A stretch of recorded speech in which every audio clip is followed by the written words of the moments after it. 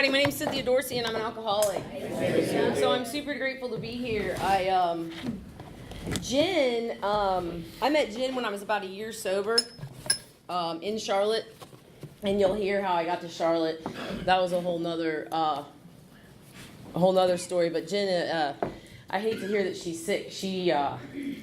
Well, I was crazy at a year sober, which some of you with some time can relate as you look back on your sobriety, that you look back at a year and you're like, wow, I wonder how I had any friends, you know? So Jen kind of stuck by me. So when I was on my way up here, I was praying for Jen because she helped me a lot. And you guys are really grateful to have her in this community. So I also want to welcome the newcomer. I can't say that enough. You are the most important person in the room. I was a newcomer, and someone so gratefully welcomed me, men and women. And I thank you for getting here, because it wasn't my idea to end up in Alcoholics Anonymous, I promise you. I was lifted up and landed into AA, and I'm pretty sure it was none of your ideas either. Right? I'm not the kind of alcoholic that has a couple martinis at a bar and runs my BMW into an oak tree and says, perhaps I should go to AA. You know, I'm the kind of alcoholic that death is a luxury to me. So it always amazes me when people say to people, how did you get here? Because I really can't tell you exactly how I got to Alcoholics Anonymous, but I know that some stuff bad happened, you know. And my story,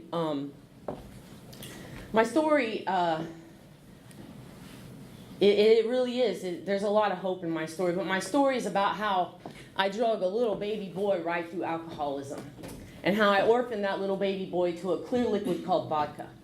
And I gladly did it, because that vodka had hold of me. It was the most powerful thing in my life.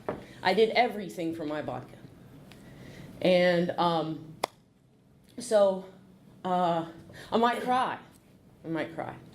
Just so you know. And there are some funny things that happen, but most of them were tragic.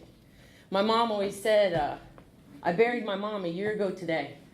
And my mom always, when I first got asked to speak, I would tell my mom I'm going to speak, and she would say, what do you mean? What are you speaking? I said, I'm going to tell my story, tell what happened. And she goes, why would anybody ever want to hear that? You know, because she lived it. I mean, she was there. You know, she was present for the experience. And the big book of Alcoholics Anonymous tells me that I break hearts. I break hearts and I ruin lives. And that's the truth, right? And I don't care. That's really the truth. So, in the doctor's opinions, it talks about a message that with depth and weight. Right? That's what it says. It says depth and weight. And so, when I was a child, there was a lot of well-intentioned people that entered my life, because I was always wanting, and I was always in trouble. And there were counselors and therapists and doctors and nurses and coaches and preachers that tried to carry me a message as I was growing up. And nobody and nothing in my life caught my attention like you did. You knew exactly how I felt, when I felt it, and where I felt it. And I listened. And when I got here, I knew that I was in the right place. I didn't want to be here, but I knew it was home. And I thought y'all were weird. I didn't know why you liked me, and I didn't know why you were nice to me. But thank God you were, because I stayed for a couple days now. So I don't have a whole lot of time. My sobriety date is August the 5th of 2014. And I live in Fayetteville, North Carolina. So, like I said, as a child, I was born into, I was born actually into a military family. My dad was a fighter pilot. I was born in Austin, Texas. And I didn't come from an alcoholic home. My father was a very strict man. He ended up getting out of the Air Force. We moved back to Indiana from west of Indianapolis, Indiana, a little town called Crawfordsville, Indiana. I'm sure none of you have ever heard of it. It's just a lot of cornfields. I was raised in cornfields. My father flew for an airline called Eastern Airlines. Some of you in here might remember Eastern Airlines. I can't, my childhood was just very normal. I'm going to really be brief on my childhood. And I was raised on a farm, and I always wanted more. That's the best way to describe my childhood. I liked motorcycles. I begged my dad for this Suzuki 50 when I was 5 years old, and he bought it. And then I wanted a KX80 because I was done with the Suzuki 50, and he bought it. And then I wanted a Yamaha 125, and that's just how I was. I had to have more. It was never enough for me, right? And I had a tragedy struck my family on October the 8th of 1990. I was 14 years old. My father was on his way home from Chicago O'Hare, and he was in a very tragic car accident, and unfortunately he lived. And what I mean by that is that he had a really bad head injury, and he was in a coma, an induced coma. Well, he was in a coma on his own for a while, but he was in an induced coma for about 4 years. It was awful. And in that 4 years, my mom, my brother had kind of gone off to college. He was about 4 years older than me. And anyway, my mom remarried, and I got a stepbrother and sister, and I found the love of my life during that time, and that was King alcohol. And I can't really tell you when it switched, but I just knew alcohol did for me what I needed to do. My mom wasn't really around. My dad was in the hospital. My brother was at college, and I was really free just to kind of do what I needed to do. You know, and I would have told you for a long time that's why I drank. Tragic childhood. But it's not. I drink because I like the effects produced by alcohol. So I'm going to kind of fast forward. I didn't really cross a line. I was very normal, and some of you can relate to this. Probably some of you in this room graduated from college, had good jobs, maybe 2 cars and a house in the garage, a wife, a husband, some kids, you know, and that was really my style. I could kind of control and enjoy my drinking for a while. So I ended up in a town called Nashville, Tennessee. A company had moved me there, and I don't know if any of you have ever been to Nashville, Tennessee, or lived in Nashville, Tennessee, but in Nashville, Tennessee, drinking is a sport. And you can really, really fit in. If you're an alcoholic, Nashville, Tennessee is the place for you to be. And about 30 miles north of Nashville, Tennessee, there's an army post called Fort Campbell, Kentucky. And this soldier came walking in his uniform straight off the airplane from Iraq, and I decided I was going to ruin his life, and I married him. and truly, that was the truth. And the reason I got married was because it was time for me to get married. All my friends were getting married. I was getting a little older, and I thought, well, I better get married, because I really thought he could fix me. Drink had taken on new meaning in Nashville, and I mean, I was working in the restaurant business, and for those of you in here that have ever worked in the restaurant business, you know that alcohol is just part of life, you know.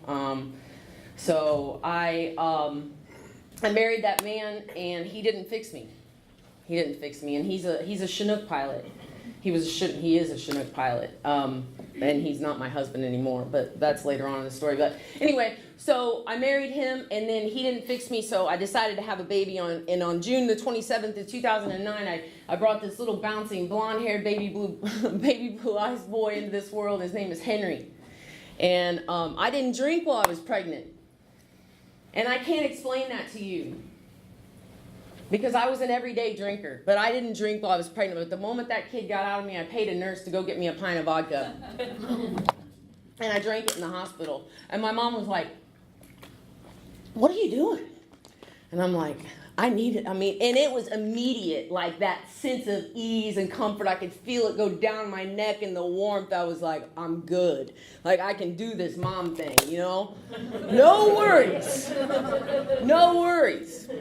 Well, little did I know, about the progressiveness of this disease, right? You hear it all the time in the rooms. They say you pick up right where you left off. Dude. That is so true. See, I didn't know, though. I had no idea. So my mom was with me. My husband was at war when I had Henry, and thank God I had my mom, because it was ugly. And I'd kind of get a grip for a while, and I'd kind of, control it, but I was starting to have to drink every day because I would shake, But time went on, and my husband came home from war, and then right before Henry turned 2, he went back to war. He went back to Afghanistan, and I was hurting. And I would hold it together when there was family around, like when the goodbyes were being said, and Christmases, I would white knuckle it. But I needed a drink. I really needed a drink, because drinking, that's what I'm really good at. And my in-laws came to me right before Henry's 2nd birthday, and they said, Cynthia, we think you've been drinking a lot, and we would like you to go to treatment. And I agreed. I'd never been to treatment. I didn't really know what that meant, but I really agreed. I really wanted to do better for my baby, because my husband was at war, and I was alone. My mom had already gone back to Indiana, and so I agreed. I said, one condition, and they said anything. They were being very kind to me, and I said, just don't take custody of my son. And they said, no, we won't. We absolutely won't. So I entered a treatment center for 28 days, and it was the first time that I met all of you. And you came into this treatment center that I was at, and you had car keys, and you seemed normal, and you were clean and showered, and you talked about this solution, and you talked about this God that you had found. And I was like, wow, but that's what took you so long to find him? I thought I knew him, right? I didn't understand. And I listened, but I was like, I can do this on my own. And so a couple meetings, but I remembered what you said. I did. I remembered what you said. And anyway, so I went in there, and I, got kind of cleaned up and dried out, got some showers, ate some food, listened to some psychobabble. Wrote on the board. I was a really good patient, man. I would write on the board, the daily reflection. I thought I really had it together. So I did. I was like, I got this sobriety stuff. So 28 days go by, and I had my suitcase, and my in-laws lived in Greenville, South Carolina. I had my suitcase behind me, and I had my discharge papers, the one that says, follow back up and whatever, all that stuff that they tell you to do. And I walked out of that treatment center, and a sheriff's deputy slapped me on the chest, and he said, you've been served, and they had taken my child. So where does an alcoholic go when something like that happens? I went straight to a bar. I stayed sober 6 minutes. And I called my mama, and I said, Mama, they took him. She goes, what do you mean? And I said, they took him, Mama. And she goes, where are you? And this breaks my heart, because she's gone now. And I said, I'm in a bar. And she's like, what are you doing there? Where else did you go?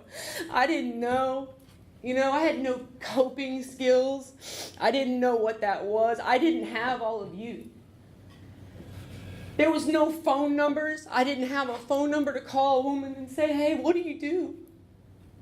That's why I'm so grateful for all of you, because I know what that means now. I know what that means. So what I did was, I set on a path to kill myself. And I was going to die. And I was going to die slow and painful death. And I was going to die death by vodka. I made up my mind. And I started doing things I didn't want to do with people I didn't want to do them with. And I got in trouble. I got in a lot of trouble, actually. I ended up in criminal court. And I was sentenced to 6 months of weekends in jail to avoid a conviction, really. And my lawyer said, this is the best. This is it. This is the best I can do for you. And I said, okay. And so I had about 3 months there where before I had to start doing my jail time. And I tell you, leading up to that was ugly, because this is when alcohol told me everything. So everybody in my life forsake me, but that clear liquid called vodka never did. It took care of me, it loved me, and it never forsake me. And I would take a drink, and I wouldn't feel the pain. It changed me up here, right? And I would take another drink, and I wouldn't feel the pain. My husband had filed for divorce. And I can't, in here it's called incomprehensible demoralization. And I'm going to tell you what that was like in my life. And what that was like in my life was waking up next to people I didn't know. Places that I didn't know how I got to. Not knowing where my car was, who I was with, where my phone was, where my purse was, or what even happened the night before. So it was very bad. And then I started my weekends in jail, and I went to jail, and it was a Friday, and I had to report at 6 o'clock. Now, has anybody, just raise your hand if you've done weekends in jail. Right, okay. So, it's not real enjoyable, right? Like, you don't go in there like, yes. So, I decided that I'm going to have a couple drinks, right? I knew I was going to be sick Saturday and Sunday. I knew I was going to be physically ill. Right? And so I went in there and I had a couple drinks, and the captain said, "Miss Dorsey, are you drunk?" And I said, "Well, yes I am." And he said, "You can't come in here drunk. You're going to isolation." And just a show of hands, how many of you ever been in isolation? Okay. Thank you, brother. I appreciate your experience. So I want to tell you that isn't fun, because you have zero chance of getting snacks. Zero. When you're a weekender, you really have zero chance anyway, but when you're in a cell the size of that fold-out table, you have no chance of getting snacks. And so on Fridays, my mom would call me and she would coach me, and she would say, just don't drink today, you'll be fine, and every single Friday I would go in there drunk. So to make a long story short, I'm going to cut the 6 months into a couple seconds. I spent every weekend in isolation. Every single weekend. Every single weekend. And it wasn't funny at the time. It was awful. It was absolutely awful. And by this time, I hadn't seen my little boy in 2 years. So he's 4 about this time, getting ready to be 5. And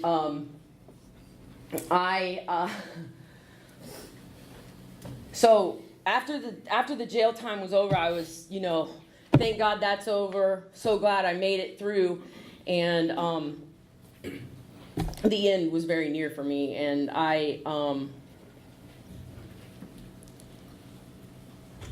alcohol stopped. The very thing that I loved more than anything in this world, I would take a drink, and Cousin It that was sitting beside me at the bar wouldn't change. He still looked the same. And I would take another drink, and he still looked the same. And I knew by now he should have transformed long ago. Right? So I had to drink because I was physically addicted to it, but it wasn't, nothing up here changed. And so all the things started to matter. That shame, guilt, and remorse of being a whore, an alcoholic mother that orphaned her child, that couldn't hold down a job, it bothered me. I walked into a bar one day, and see, I call it VIP. Y'all might call it Barfly, but I was a VIP. I love the bar scene. I love it. I loved it. It was my place. And some of you that are real alcoholics in here can relate. The sound of the clinking glass and the jukebox and the smell and the smoke and everybody, the camaraderie and people buying drinks that can't afford it. That is great. That's a beautiful thing, man. I loved that. I lived for that. I thought it was the best thing that ever happened to me. I thought those people were my friends. You could not tell me those people were not my friends. They were my friends. So what was I saying? Where was I at? Cousin It didn't change. And so what happened was I was present for the experience. And I walked into the bar one day, and this guy said, "Look what the trash drug in." Right? And he probably said that 20 times before, and it didn't bother me. But see, I was present for the experience. Before that, I was never present for the experience because it changed me. It did what it needed to do to me. And it stopped. It stopped working, so I changed it up. I tried a few outside things. I tried whiskey. I tried beer. I tried to switch it, change it, upside down, every way possible because it couldn't leave me. I needed it. I needed it more than anything in this world. How was I going to face this? And this little boy was growing up without his mother. I had completely lost my rights to him. My ex-husband at that time had hired a private investigator, and it was over. I mean, they saw me going in and out of bars. I was lying about it. It was done. I was not written out. I lost my rights. I couldn't see him. And rightfully so. I didn't deserve to see that little boy. I had nothing to give that little boy. So anyway, on August the 4th of 2014, I was sitting in a backyard, and I had 2 coolers of beer on ice, 3, and I'm sure I stole the money to get this, 3 handles of vodka, and I was alone, and I couldn't change no matter how much I drank. It didn't change me anymore, and I was in this predicament, right, and it talks about it in the big book. And I either was going to blow my head off, and I was going to put a 9mm in my head, or I was going to get sober, and neither one of them sounded good. I didn't know how to live sober. I hadn't drawn a sober breath in 15 to 20 years.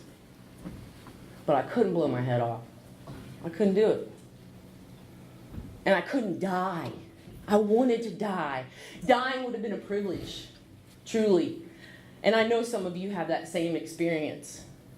I wanted to die so bad. I would dream, I'd believe, please God, just don't let me wake up in the morning. Please don't let me feel this. Because I'm telling you, I lived like that where it didn't change the way I felt inside my mind for 3 months. I would try to call to see if I could talk to Henry. I mean, it was awful. So anyway, I decided to go get sober and try to get sober. I didn't know what I was doing, but anyway, I ended up back in detox. And I was laying in bed, and I had been on a long, hard run, and my body was really, I was losing my hair. I don't know if any women in here have had that experience, but I was losing, my clumps of hair were falling out of my head. I was Elvis bloated, and I look back on that time now, and I had a boyfriend. And I don't know what the hell he was thinking because I did not look good. I mean, I'm telling you, there was nothing cute about me, you know? So, this lady, so I don't know how many of you go into treatment facilities or detoxes or on the correction committee or jail, but this is why I do that today. And I'll tell you why. This woman pulled up a chair right beside my bed, and she told me her predicament. And then she told me mine, and she said, "You're going to die." And I don't know why, but I believed her, and I listened to her. Because I knew on the other side of that was my misery. And I knew this didn't work anymore. And I knew if I tried it again, I was probably going to die. You know? So, her name is Shannon. And I love Shannon. And one day I'll see Shannon again. Shannon carried me a message that I'll never forget. And she told me the craziest things. She told me if I did what she did, I would stay sober. And I said, okay. How hard could it be? Anyway, she was an alumni of this treatment center, and she said, today you're going to go to detox and carry the message. I was like 7 days sober, and I said, what do you mean? What am I going to do I have 7 days sober. What am I going to tell them? She was like, tell them how you got here. And I did that, and I felt better, right? And then I went the next day, and I did it again, and I started making coffee, and I started sweeping your floor, and I started greeting you and shaking your hand, and like I felt like a real human again, right? Like I felt my heart like beat again. And I had a lot of problems when I got to Alcoholics Anonymous. I was $5,000 behind on child support. I was $5,000 behind on restitution, and I was going to go to jail as soon as I got out of treatment. I was going to go to jail. And I said, Shannon, I'm going to go to jail. What do I do? And she's like, well, you can carry the message in jail. I'm like, I mean, are you serious? And she was serious. She's still serious. Anyway, I worked the steps quickly, and this is no offense to anybody that does not, but I worked the 12 steps of Alcoholics Anonymous in 90 days. And I got on an airplane, and I came home to what was left. And I was in the middle seat, and on the right was a guy drinking a Bloody Mary, and on the left of me was a woman drinking a Bloody Mary. And I couldn't believe it, because the first time I was like, something has changed in me. I'm different. I didn't want that drink. And I hadn't had a real psychic change. And I wasn't even sure that I was going to stay sober, but I know I didn't drink that day. So anyway, the judge, I got out of treatment, went home, and the judge ordered my grandma.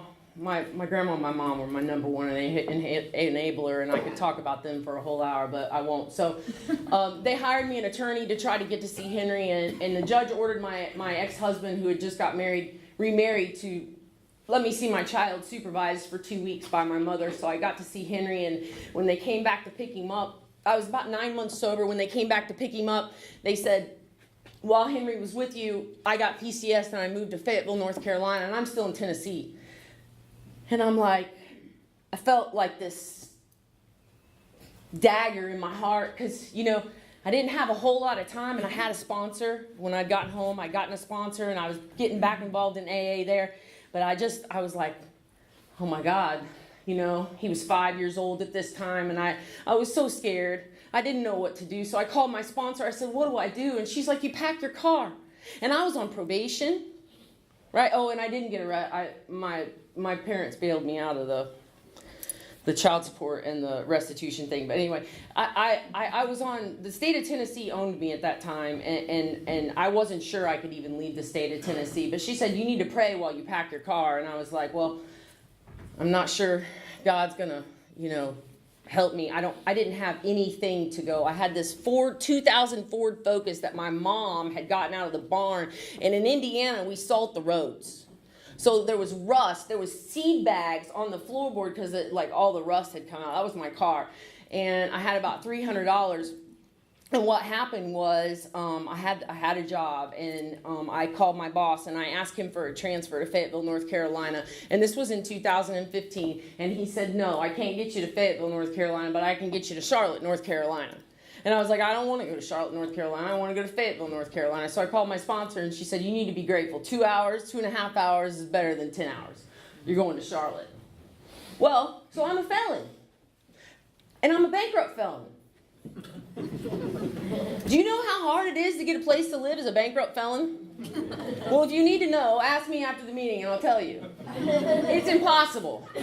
So what happened was, I celebrated my year, and a year and 4 days sober, I drove that Ford Focus with the rusted out bottom with the seed bags on the floorboard I have a dog. Her name's Carly, and she's the only thing that survived my alcoholism. And I say that the reason that she survived is because she didn't have a ride out of there. And she's still with me today. She's 13 years old, so she just couldn't leave. But anyway, loaded the dog up, packed a suitcase, put everything that I owned, which wasn't much, in a small storage unit, and I went to Charlotte, North Carolina, August the 9th of 2015, and I ended up in a sober living. And for some of you that have lived in halfway houses or sober living, it's not for the faint of heart. It's not an easy life, but I had no choice.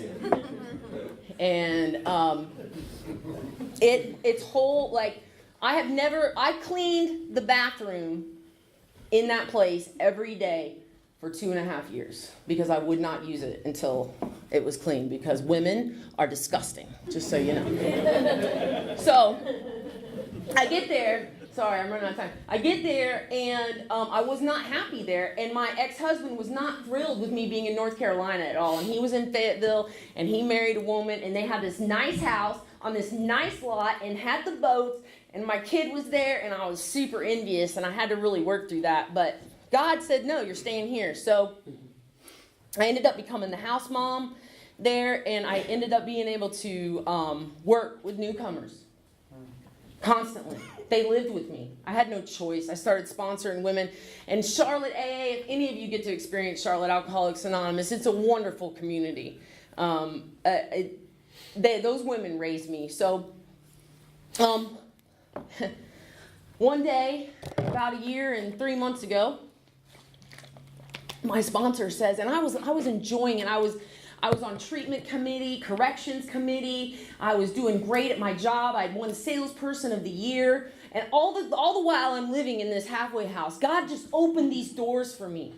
This amazing, almighty God just opened these doors for me. I was paying my child support. I'd gotten a better car. Really and truly, I was happy. I didn't have much, but I was happy. And she says to me, I think you need to go to Fayetteville and be a mom. And I was like, I have no rights to that child. And she's like, God will make a way. And I'm like, Virginia, I really think you've lost it, because I don't have any money to hire an attorney. There's no way. So November the 13th of 2017, my mom died unexpectedly. And 2 days before that, I had moved my stuff to Fayetteville, North Carolina, y'all. And I was scared to death to leave the recovery. Have any of you moved in sobriety? Like left the recovery community and gone to another one? Man, it is not easy. It is not easy. I was in Charlotte for 2.5 years, and those people, like, they let me fall on my face, and they would step over me, and they would say, are you going to get up? They wouldn't coddle me. They'd say, get up, Cynthia. Let's go. And I mean, I learned like that. And anyway, I had sponsees, and I just had a great family there. And I went to Fayetteville, and I got my own house. I was able to rent a house. Like, that's a gift from God, right? I had my own home in recovery. That's a big deal for an alcoholic like me. I'm not supposed to have a home. People like me don't get a home. Anyway, I went home, buried my mom, came back, and I started to try to see Henry. And my ex-husband would let me see Henry once a month. And I didn't, I was still paying my child support, and it really hurt me, y'all, because I really had worked really hard, because all of you told me that if I gave my whole life to Alcoholics Anonymous would give me a life, and it did that. It did that. But it didn't work with these people that I'd broken their hearts. I hurt that man, and he was not going to let me near my child. So I hired an attorney, and the attorney was real honest with me. She said, Cynthia, I don't really know. I don't really know what a judge will say. And I was like, wow, this is a lot of money that I really don't have. So I did it. I said, let's do it. And I just wanted my basic rights. I didn't want to take Henry out of his home, the home he knew, right? That was the home he knew. And I didn't want to do that. So I was just going for every other weekend, every other holiday, basic parental, non-custodial parent rights. And so on October the 31st, God gave me that. It just happened. October the 31st of this year. So I got to see him last weekend, was the first weekend that I actually got to see him under the new order. So, and I get to see him on Wednesday. And he told me, he knew something was going on, and he told me when he got there last Friday, he said, Mommy, Daddy says I'm going to be seeing you a lot more. And I said, oh yeah, how did he tell you? And he said, oh, he just said the judge said that I was going to see you a lot more. Of course he didn't say, because he wanted him to see me a lot more. So anyway, that little boy calls me Mommy. And I just want you to know, more than anything, that I didn't do any of this. I didn't do any of this. And it was not easy. It was not easy for me to get honest. And more about alcoholism, it says once in a while they may tell the truth. I hadn't told the truth in a long time when I got to AA. In a very, very long time. And I wasn't even really sure what the truth was. But the truth was this, and I know it now. The truth is that I was a horrible mother, a horrible wife, and an even worse human being. But the amazing part about that is that doesn't resemble me at all today. And that's because of all of you. And this God that I found in this program. And He's an almighty, all-forgiving, all-powerful God. And I'm so grateful. I'm so grateful that little boy, he's 9 now. I'm so grateful that he has a mother that can show up for him today. I get to go to his baseball games. And I get to go to school and have lunch with him, which is his greatest joy because I bring him Chick-fil-A. And who doesn't love that, right? And he comes to AA meetings just like this little boy. He knows the solution. And he ruins people's drink all over the place. His dad drinks, and he tells his dad, "You're going to die." And I think it's I think it's great. And Jeff gets mad, and I'm like, he knows. You know, he knows. And he says things like, "Keep coming back," and I have to nudge him a little bit, you know, "Hey, shut up, kid." But he might be one of us. I always say I'll save Henry Dorsey a seat in these rooms, but more than anything, I want to thank you so much for letting me speak to you all tonight, and I'm very grateful to be here. Thanks so much.